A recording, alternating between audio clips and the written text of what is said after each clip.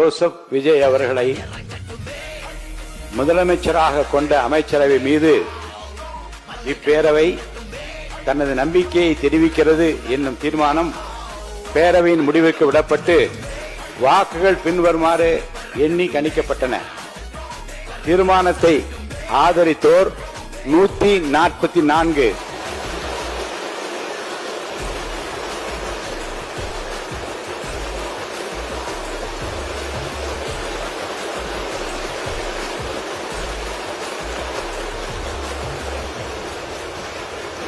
தீர்மானத்தை எதிர்த்தோர் 22, நடுநிலை வகித்தோர் 5.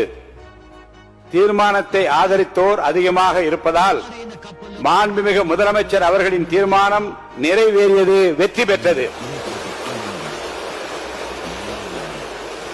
மாண்புமிகு முதலமைச்சர் அவர்களின் தீர்மானம் வெற்றி பெற்றது என பேரவைக்கு அறிவிக்கிறேன்.